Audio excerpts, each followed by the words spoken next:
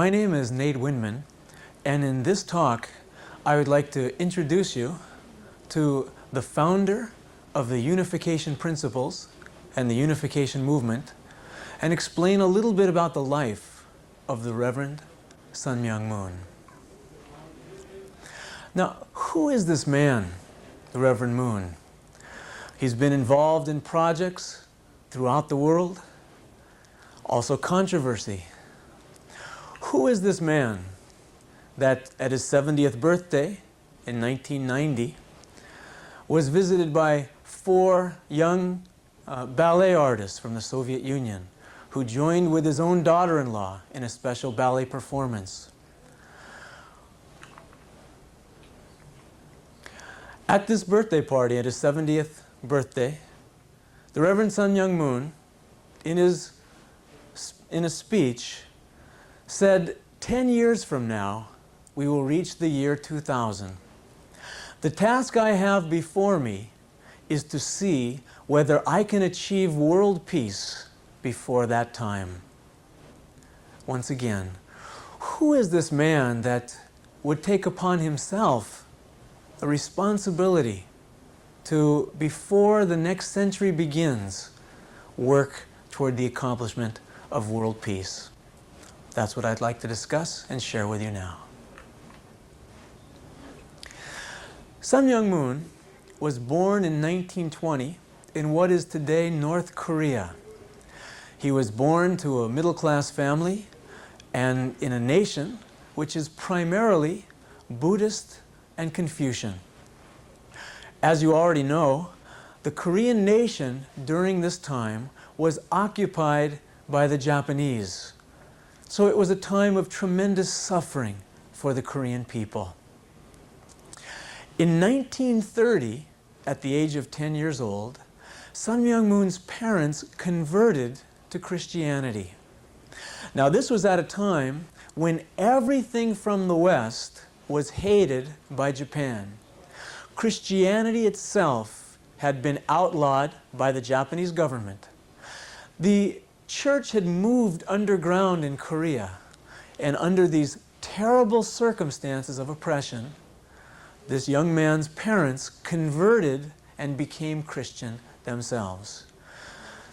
Now, it was in these circumstances then, born into a small, suffering, occupied nation, an Oriental nation, but with a strong, new Christian tradition, and even within his own family, these new teachings of the West, of Christianity, that he was studying. In these circumstances, Sun Myung Moon grew up. So we find a strong influence on his thinking, on his character, strong influences from the Orient, from the West, and also, of course, the strong influence of the Japanese occupation and suffering time. Now, Sun Myung Moon was a very good student.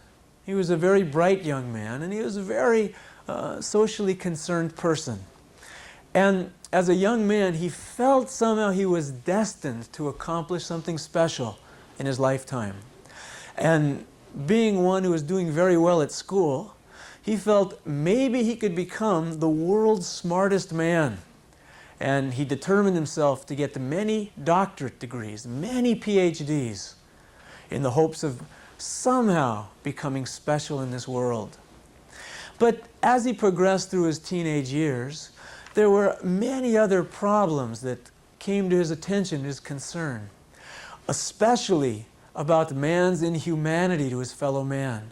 He couldn't understand how one nation and one people, like the Japanese, could so brutally oppress another nation and people, like his own people of Korea. And he prayed deeply to God to understand how such tragedy could happen in God's own world. Also, he was a member of the Presbyterian faith in Christianity, but as he practiced his Christianity, he found in Korea there were many different denominations, each one proclaiming themselves as the true Christianity. Now, in his very simple and in a sense naive feeling and heart, Sun Myung Moon felt, since there is one God and one Jesus, one Christ, there should be one Christianity. Then why are there so many different denominations, each one claiming to be the true teaching? These were the kinds of things that the teenage Sun Myung Moon would pray about. Now, on Easter Sunday in 1936, he was praying in his own personal Easter service. Remember, Christianity at this time was an underground church. So his Easter celebration was a personal prayer experience by himself. And while he was praying, again, asking these kinds of questions to God and to Jesus, he had a spiritual experience with Christ, with Jesus, who explained God's will, even at the time of Jesus, was to realize the kingdom of heaven here on earth. But because of the tragedy of the crucifixion, it was necessary for a second coming. And because of the tragic development within Christianity, the breakdown of the unified church, that it was impossible for Christ to come again until the church was reunified. So Jesus asked him in this spiritual communication, couldn't you be the one to work toward bringing Christians together and helping to prepare for this very second coming to take place? Now, this was an enormous task that Sun Myung Moon was being asked to take responsibility for. After first hesitating and strongly hesitating, he realized and he believed, even though I have no ability to accomplish such a task, if I'm not willing to give my best to try, I could never expect anyone in the world to work for such a goal. But if I, just a young boy of 16, if I could try, then there must be many people in the world who would try. And with this kind of heart and this decision, he took personal responsibility and offered his life to Christ that day. Now, the next 9 years, we find the young Sun Myung Moon continuing his normal life, going to school, making friends with his classmates, eventually going to Japan to study engineering. But during these years, even as he progressed in his intellectual development in a somewhat normal fashion, during these years, internally, he was involved on the most intense spiritual search. Because he knew if he were to work to bind Christians together, to help to bind the religious people of the world together for the sake of God's will, then he would somehow have to find unifying principles, something more fundamental than what people already understood and lived by. So even though he was an otherwise normal child, living a normal lifestyle externally or physically, internally, prayerfully, in desperation with God, with Jesus, in prayer communication with the highest saints of the spiritual world, he searched, reading scriptures, meditating over them, praying to understand. How can all people come together? For 9 years, Sun Myung Moon spent his internal life in this search, this spiritual searching for unifying laws, just like laws of science that bind us all together in the material world. He sought laws of spirit, laws of heart, laws of character that could bind us together artistically, emotionally, and spiritually. Now, after 9 years of such personal agony and desperate search, he understood the principles that we've been sharing with you throughout this lecture series. This principle, as we share it, was completed, the basic foundation of the principle was completed in 1945.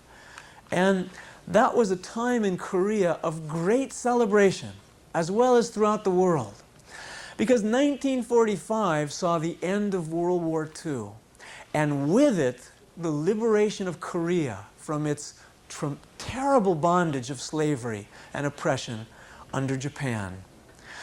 Unfortunately, this time of celebration for the Korean people was short-lived, because very soon, as you know, the Soviet Union occupied the northern half, the United States occupied the southern half, and tragically, this newly liberated nation and people were divided once again, with another tragic future before them.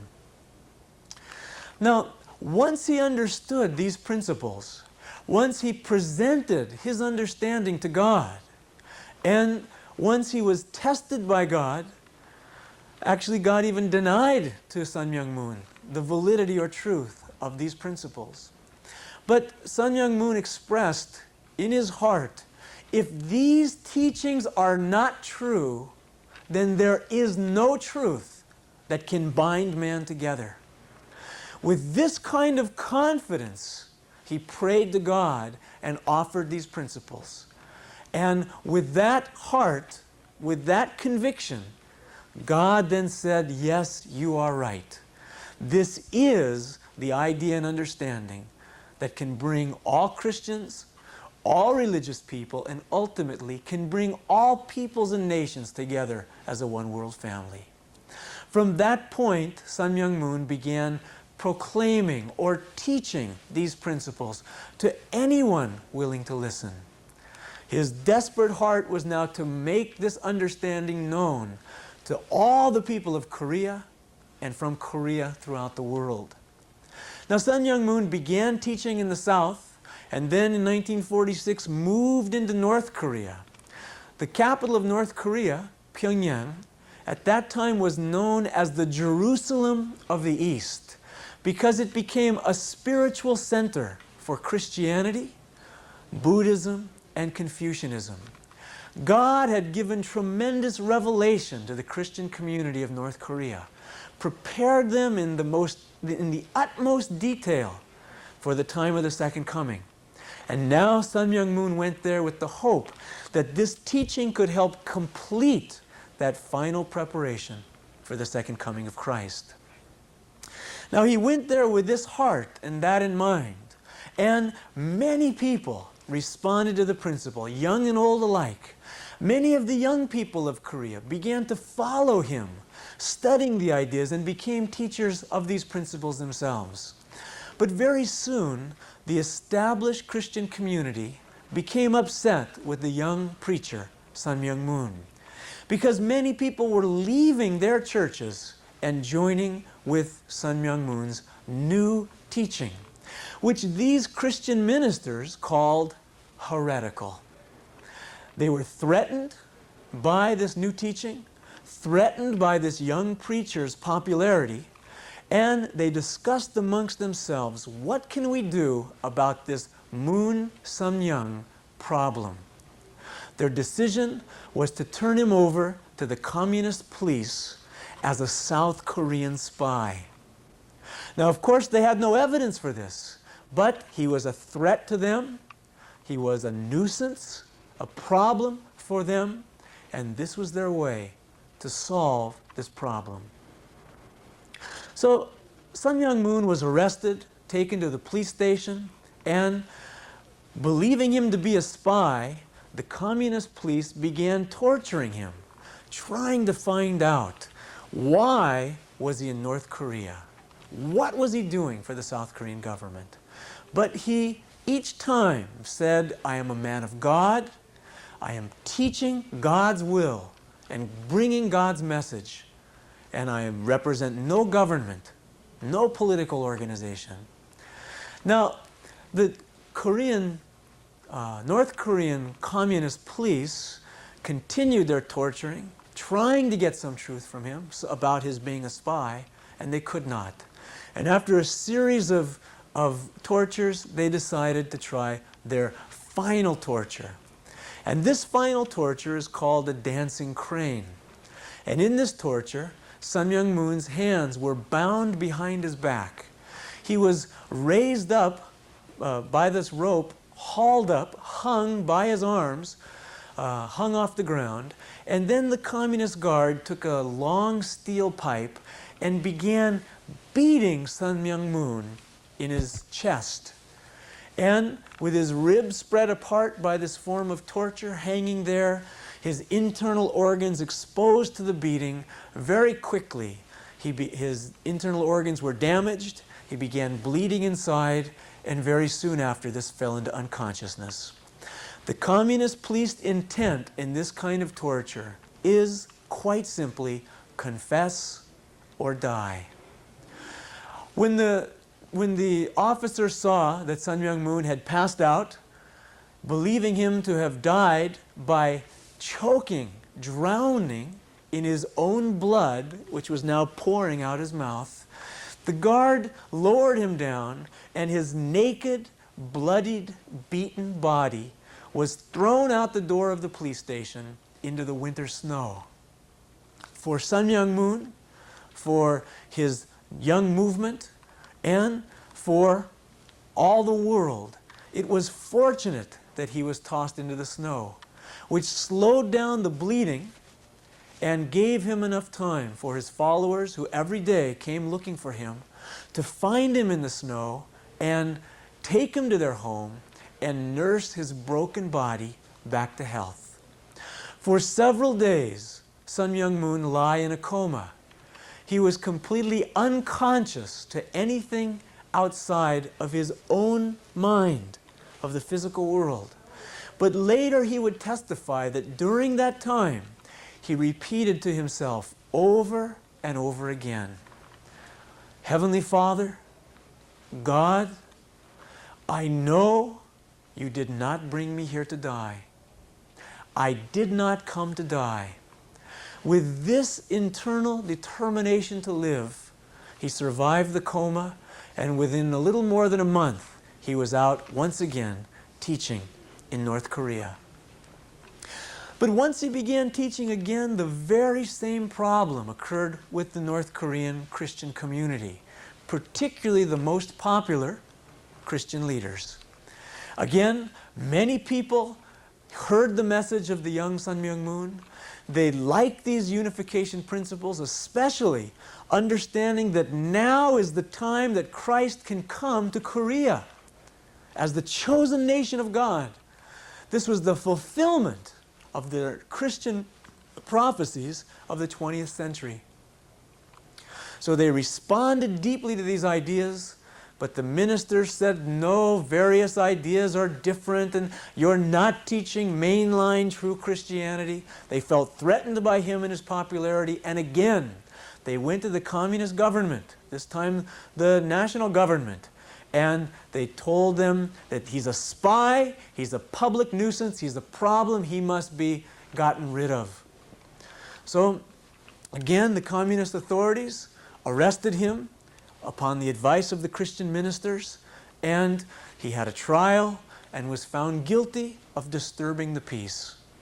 He was sentenced to 5 years in prison camp, and in the notorious camp in Hungnam. Now, this camp was based at an old fertilizer factory that had been abandoned during the war. And the prisoners were sent there for hard labor with the full intent and understanding that you go into Hungnam, but you can never leave. In fact, the prisoners had a saying about this prison camp: you enter by the south gate and exit by the north gate. But the camp only had one entrance and exit in the south. But by the north gate, there was indeed a small opening leading to a cemetery. The prisoners, once they arrived in Hungnam, they knew this was their death sentence, whether they were sentenced to 1 year or 5 years or life. Now, when Sun Myung Moon arrived in Hungnam, seeing that this was in fact a death labor camp, the people there didn't have enough to eat, the terrible environmental living conditions, such little bit of water, little bit of food. In fact, the prisoners there were living like wild animals. When, as it often would happen, after a hard day's work, one of the prisoners would come back sick, coughing, gagging, racked with disease. Then he would come back and sit down to have his very humble small bowl of rice to eat. And while eating, he would die. The prisoners, as they ate their food, they were always watching for such an occurrence. And when it happened, just like rats, they would go to the dead man's body, the first there stealing his food, the next even taking his finger and taking the food out of the mouth, the half-chewed food out of the mouth of the man who had just died. Such was the conditions, the living conditions in this prison camp. Every day, in spite of these conditions, Reverend Moon made his pledge to God, expressed his confidence and determination to God, that he knew he did not come to Hungnam to die. So he would pray to God, I know that you brought me here for some reason, but not to die. To prove this, to prove his confidence to God, every day, instead of eating his whole bowl of rice, he would give half away and said, God, this food is not enough to sustain my life. You must sustain my life, while I try to live for the others. With this heart, with this standard, Sun Myung Moon lived out his prison sentence. Every day, he would join with the other prisoners, and they were forced to load 80-pound sacks of fertilizer and carry these numerous bags in the fertilizer to the nearby railroad cars. Each day, he would fulfill his quota. If he could finish early, which he would try every day, he would go and help the other inmates, the other prisoners, to fill their own quota so they could go in, ending their workday. With this standard in this heart, Reverend Moon lived in Hungnam prison camp. Now, Sun Myung Moon entered the camp in February 1948 with a 5-year sentence. But on June 25th, 1950, North Korea invaded the South and in September and quickly overran Seoul and most of South Korea. In September, the United Nations, centering on the leadership of General Douglas MacArthur, planned and carried out a daring landing in the port city of Incheon. This picture, this photograph which you see, is a beachhead at Incheon Harbor. The landing was successful, and very quickly the 16 nations of the United Nations army joined with the South Korean army to oppose the North Korean invaders. They quickly drove the North Korean army to the north, back to North Korea, and drove them across the Yalu River into China. Now, while the army was advancing north, they approached the port city of Hungnam. When the leader of the prison heard the report of the approaching United Nations army, he ordered the guards to execute all of the prisoners. So the atrocities of this prison could never be made public. And they began, one by one, killing the inmates, killing the prisoners. They finished the executions for one day, and Sun Myung Moon and many of his new friends and followers were to be killed the next day. But during that night, the United Nations forces came close to Hungnam. The photograph you see here is in fact the port city of Hungnam. In the foreground, you can see the bomb damage of the fertilizer factory. When the bombs began to fall close to the city, the prison guards fled during that night. And when the prisoners woke up the next morning, they found themselves with no guards and freed themselves and began the long, arduous journey from North Korea to safety in the South. Now, this was in the winter. It was October 14th, 1950. And there were many refugees fleeing the fighting in North Korea, as you can see, swarming over this partially destroyed bridge. Now, this was a journey of several months, and this journey through North Korea, through the harsh winter, through harsh conditions, refugees fled to the south. Back at the prison camp, Sun Myung Moon was about to leave, and one of his followers, named Wonpil Kim, came to meet with him for their journey to the south. But Sun Myung Moon insisted on bringing one prisoner with him, named Mr. Pak. But the problem for Mr. Pak was that both of his legs had been broken by the prison guards. He told Sun Myung Moon, "Please leave me, save yourself, continue your important mission in your life." But Sun Myung Moon refused to leave the injured Mr. Pak.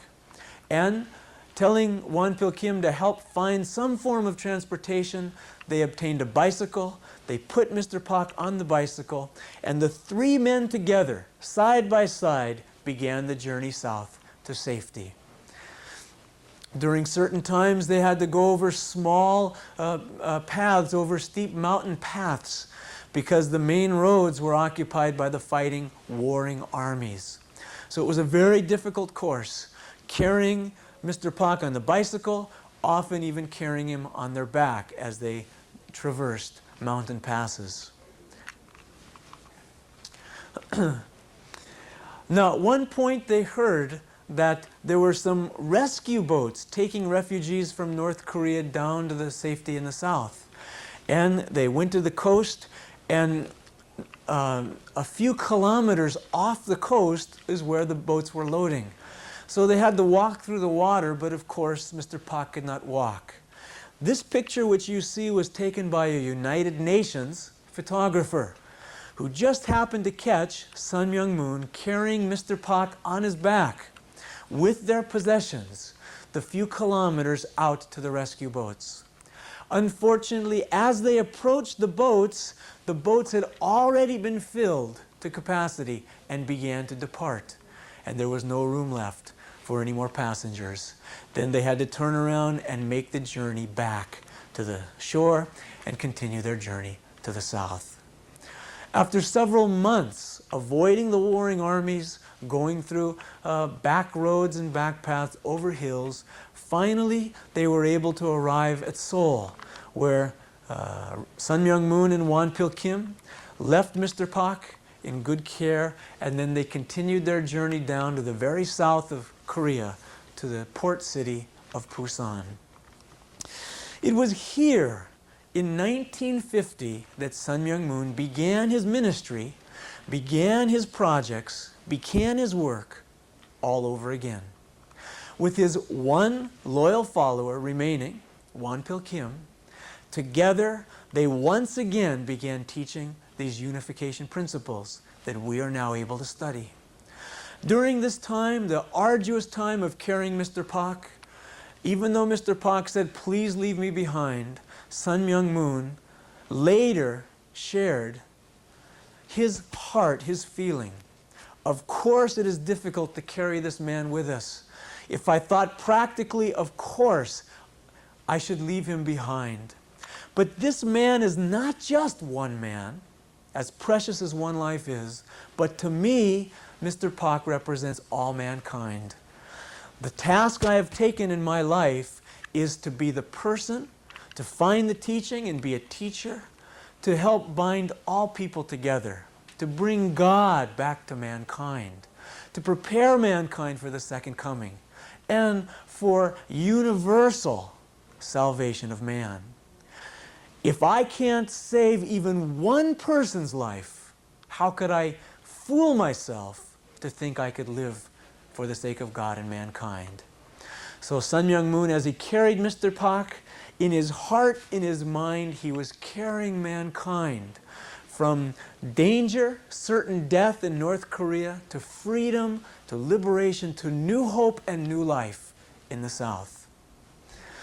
So here in Busan, the port city, Sun Myung Moon began again. From this most humble of beginnings, his first church his first home, or one and the same, a small hut made out of the garbage, made out of debris left behind by United Nations and American soldiers. From these humble beginnings, Sun Myung Moon in 1950 started his ministry and his task for the sake of mankind. In 1953, Sun Myung Moon moved to Seoul. That was the year of the armistice, the ceasefire between North and South Korea. At this point, it was safe to return to Seoul, where he would then center his new movement. In the following year, in 1954, he was to formally establish his movement as the Holy Spirit Association for the Unification of World Christianity. This is the first church headquarters in Cheongpadong. There, he began once again teaching. Many people joined. Very quickly, his movement spread as people were inspired by this vision, not of a new church, but of a new movement of hope, new hope for mankind. Here you see that Cheongpadong church with the followers. Even it was so crowded they can't get in the church, praying outside. Well, Reverend Moon praying inside. Then 1954, as I said, the movement rapidly expanded in Seoul and spread throughout South Korea. In 1955, many students from one of the leading universities, Ewha Women's University, a Christian university, many of the students joined. And following them, many of the faculty also joined Sun Myung Moon and his new growing movement to unite Christianity in Korea, throughout the world, and to work to prepare the national and world foundation for the second coming of the Messiah. Now, once again, history is repeating itself for the young Reverend. Just as the Christian leaders came to oppose him in North Korea, now Christian leaders in South Korea felt threatened by him and his rapidly growing and expanding movement. The leaders of Ewha Women's University, again a Christian university, sent their own faculty, first the dean of women's student and later a theologian, to go and bring back the Christian students from this false teacher and false movement, to make them settle down. But, as I mentioned, this dean of women's student, this prominent Christian theologian, both, upon hearing these principles, joined Reverend Moon and his movement. Then the university chose a different tactic, and joining together with other Christian ministers, worked to destroy Reverend Moon and his new young movement. The Christian ministers, again, as they had in North Korea, went to the government and insisted that Reverend Moon be arrested. Anything to destroy this newly, rapidly growing movement. Now, they began many terrible rumors about Reverend Moon and his church. And since this time, it's important to understand the setting in Korea, a very conservative, very religious country and people. This was just at the end of the Korean ceasefire. Even North and South Korea were not yet at peace. There has never been a peace settlement of their conflict. So there was a curfew at dark in Seoul, and no one could travel on the streets in the evening. Now, many times, the students and professors alike, members would come to the church, and Reverend Moon would begin teaching these principles. And hour after hour, he would speak and share. And when he finally finished, the curfew would be in effect. No one could leave the church and go home. And because of this, many rumors started that strange things were happening in Reverend Moon's church. And they called this church a church of fornication, a sex church where Reverend Moon and the elders of the church were having sexual relationships with young girls. And they were brainwashing, mind controlling these people because their lives somehow changed so dramatically, so quickly. These kinds of rumors started. People were held against their will that Reverend Moon was using special magical powers on these people. And with these kinds of rumors quickly spreading through the newspapers and throughout South Korea, Reverend Moon found himself once again arrested and in jail. Now, for several months, he remained in jail during this time. And this was a very serious time, a very powerful strike or hit against Reverend Moon and the unification movement. But during this time, he knew he and his followers were completely innocent. He knew he would be vindicated, found innocent of all charges. After several months of the court's investigation of the allegations against Sun Myung Moon, all of them were dropped. All of the criminal charges were dropped because they couldn't find one piece of evidence that any of these rumors were true. But the government was able to find one problem, one thing that they could charge Reverend Moon with, and that was failure to report for military service.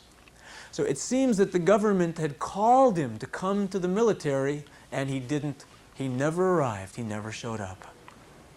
Now, when Sun Myung Moon found that this was in fact the only standing charge against him, he was able then to provide evidence that the reason he didn't report when he was called for military service was he was in fact imprisoned in Hungnam labor camp in North Korea for nearly 3 years. He never received his notice to report. It was not by his free will or decision that he violated the request, the calling of his government. When the courts investigated and found this to be in fact true, they dropped the final charge against Reverend Moon, and he was once again freed. Now, even though he was freed, when he was put in prison, it was major headlines throughout Korea. The scandals occupied the front of all the pages in radio stations, headline news. But when he was released and found innocent of all charges, it was just a small, tiny statement, just a small paragraph on one inner page in the newspaper that this controversial minister they couldn't find anything legally to hold him for, and he had been released. So the scandal, the controversy, the persecution of Sun Myung Moon and his movement continued. It escalated in Korea as the rumors spread. But Sun Myung Moon taught his followers at that time, and this teaching is continued to this day. Never fear persecution. When you're being persecuted unjustly and unrighteously because you're trying to do something for the good of people and for God. If you're persecuted in that situation, God will without fail bless you. So you have nothing to fear. In fact, you can even feel welcome and grateful for the persecution, because after the persecution comes great blessings. In fact, this is precisely what happened for Reverend Moon personally and for the expansion of his movement. We find quickly the unification movement in South Korea expanded to over 700 churches by 1959. And at that point, Reverend Moon began to expand his ministry, his work, from the nation of Korea to the world level. He sent his first missionaries in 1959 to Japan, to Great Britain, and the United States. And here you see one of the very, very early disciples speaking publicly these unification principles. This is the beginning of the economic foundation in Japan. Humble beginnings, remember, just from 1959. And these early church members are gathering garbage and reselling it just to make enough to stay alive and continue their life of faith and the mission that they took on for themselves. Now at this same time, 1960, Sun Myung Moon was married with Hak Ja Han, and in the next year, 1961, they had their first child, a daughter. Very quickly, as the movement was expanding throughout Korea, also Sun Myung Moon's family expanded from 1 to 2, 3 children. Today, Sun Myung Moon and his wife Hak Ja Han are the proud parents of 13 children. Now, this time in Korea, the 1960s and the 1970s, there were very serious times, also very joyful times of celebration, and times for leisure, times for recreation, but always through this period, Reverend Moon was preparing himself and his movement, always thanking God for the great blessing, the protection and blessing that God had brought to him personally and to this growing movement, and at the same time preparing to expand his ministry and this movement throughout the world. Finally, Sun Myung Moon accomplished what was at that time his greatest victory in Korea in 1975, the Korean Rally for World Freedom, where more than 1,200,000 Koreans came to hear him speak in a public rally on the future freedom of Korea and its unification. Now, with this kind of victory in his own nation, Sun Myung Moon moved his ministry and his providential work to the United States. Actually, he began in 1972. There were about 100 members of his movement in this country. But very quickly, the movement expanded with his personal attention and leadership and education. And after a series of speaking tours throughout North America, in 1974, Sun Myung Moon spoke. Here you see Madison Square Garden. 40,000 people came to this, far beyond the capacity even for this arena. Now, when Reverend Moon came, he gave many speeches, and he was so well received in his early years. Here is a scene from a large rally, Yankee Stadium, in 1976. 60,000 people came to hear him. And his largest speech ever in the United States or the Western world, here is a scene from Washington Monument Rally in 1976. During America's bicentennial celebration, more than 300,000 people of all religions, all races, and all nationalities came to hear his message of hope and his message of peace. That we are beyond race, beyond our color, beyond belief and creed, we are a one world family. God is our common parents. We are a common family of mankind. This is how we should live. And with God, this is what we will create together. Now, as I shared in the beginning of Reverend Moon's work in America, he was very, very well received. But that welcome reception was short-lived. We find that very soon, the Christian ministers who first welcomed him with open arms and embraced him, soon they listened to his message. And his message was a little bit different than what everyone else was teaching.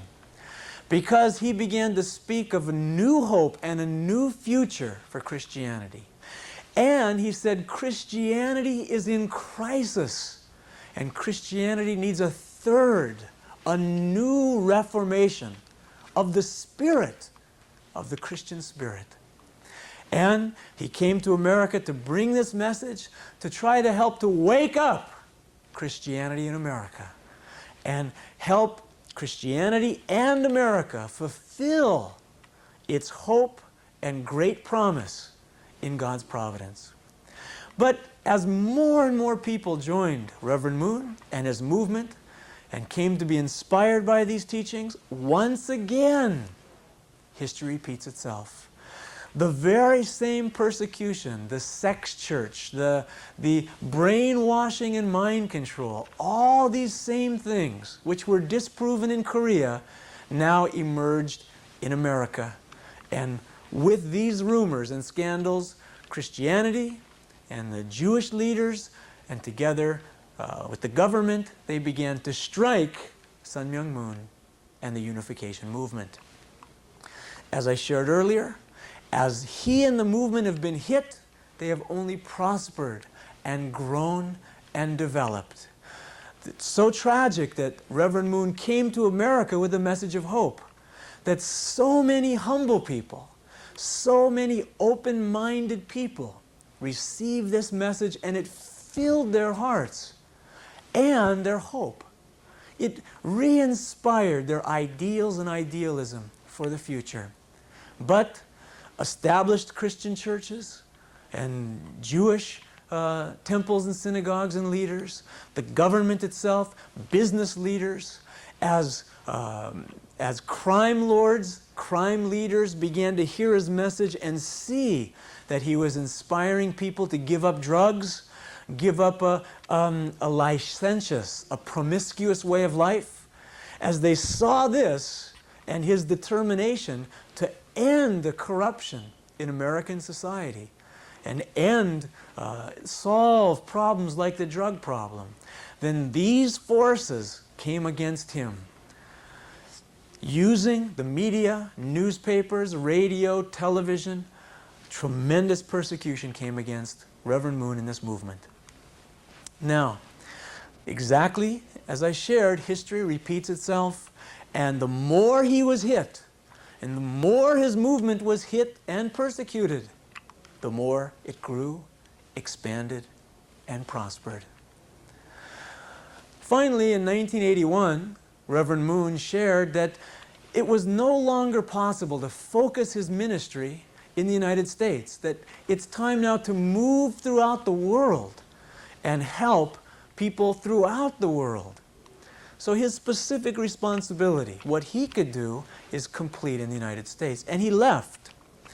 But at that time, the American government brought up a charge against him and used this with the hope of breaking Sun Myung Moon and his movement in America.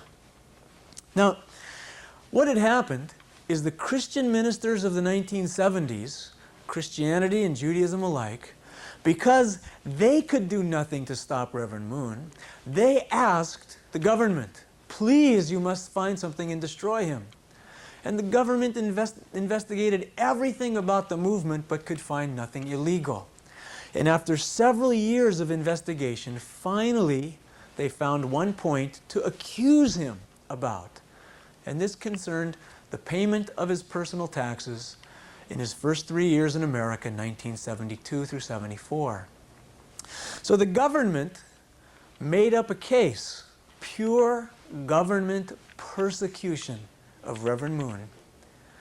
They made up a false case against him, and as soon as he left the country in 1981, the government announced that he was being charged with failure to properly pay his taxes. A small amount of taxes at that, but failure to pay taxes. Now, the government plan was at this point, the government plan was to have, since Reverend Moon was outside the country, they felt he'll never come back. And this would be the way to destroy his movement, rather than have him come back and risk even 1 to 3 years in prison in America. He had no reason to come back, they thought. This was their strategy.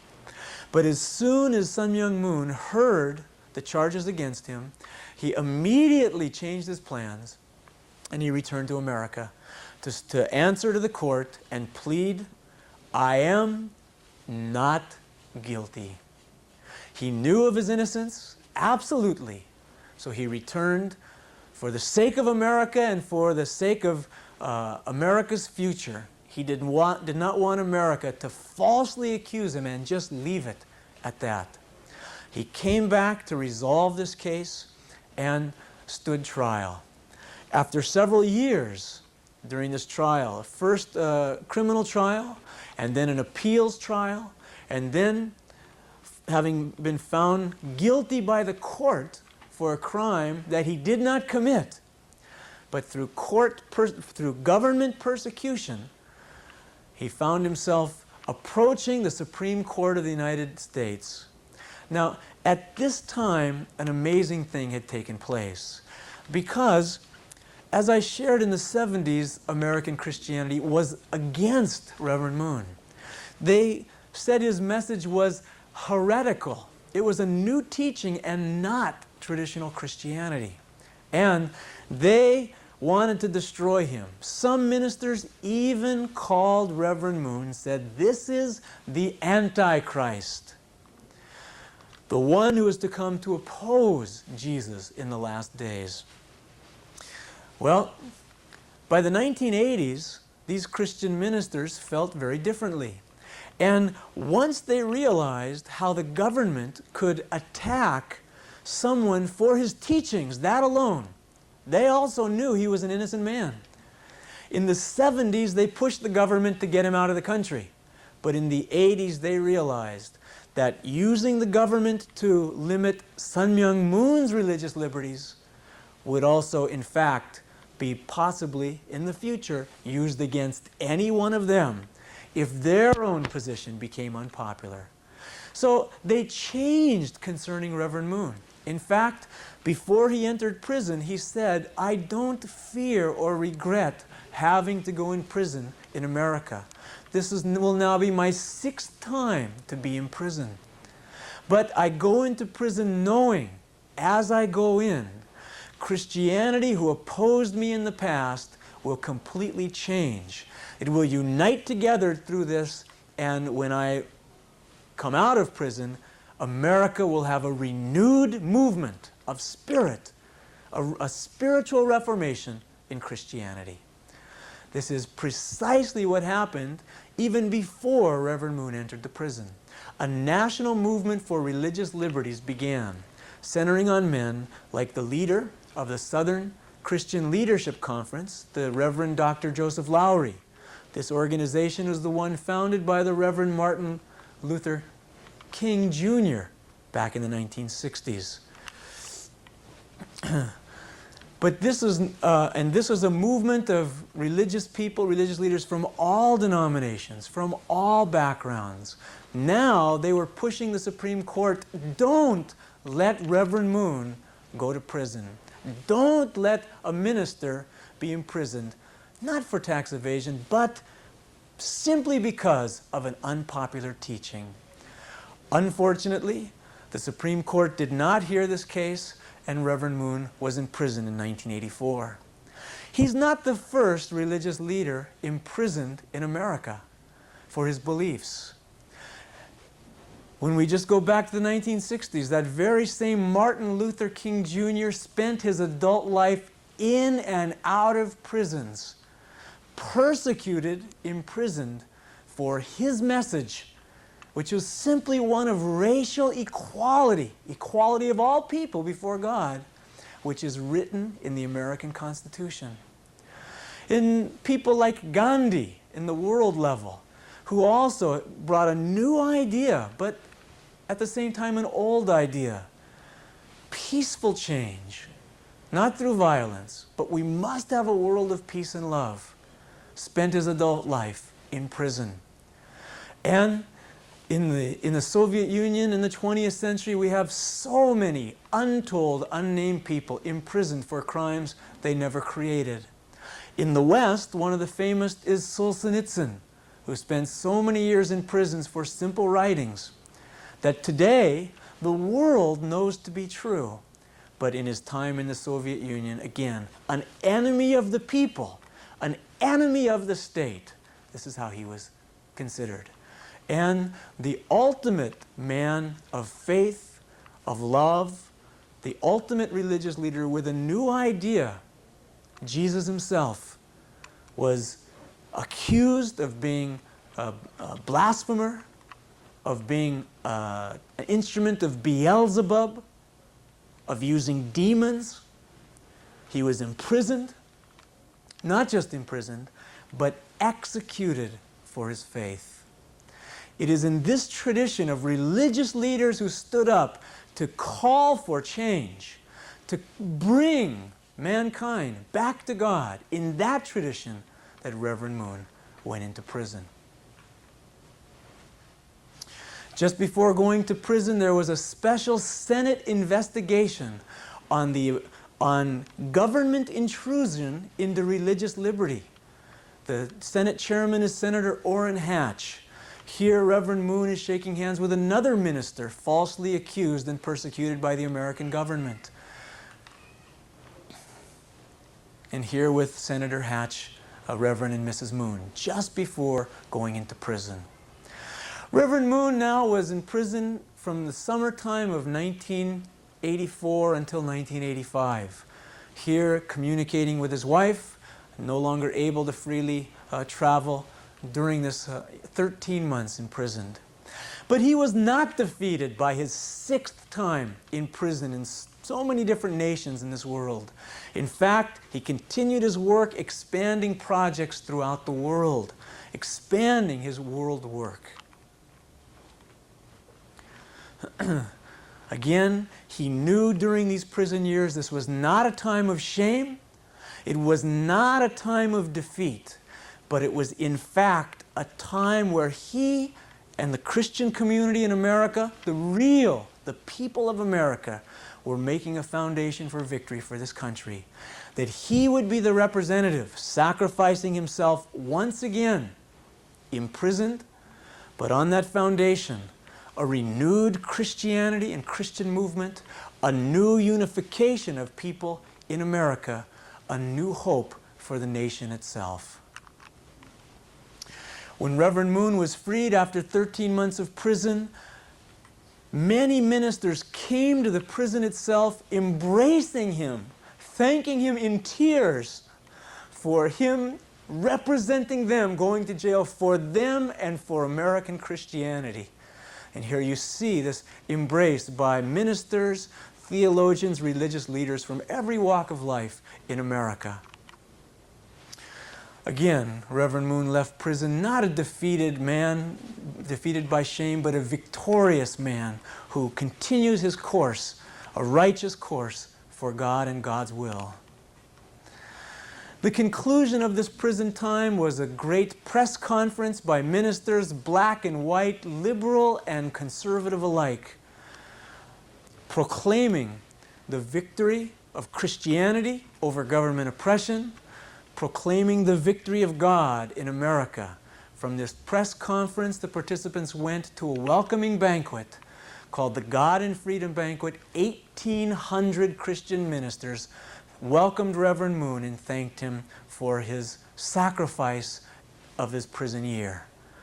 Here we see Reverend Moon, upon being released from prison, bowed in prayer with his wife, again thanking God, giving his thanks to God, his Father, our Heavenly Father, for protecting him, for blessing him, not him personally, but for him and the movement that God is working throughout the world, and now preparing to continue his work throughout the world. This is today our brief introduction into the life, the character, the experience of the Reverend Sun Myung Moon, his work, his course. Thank you very much.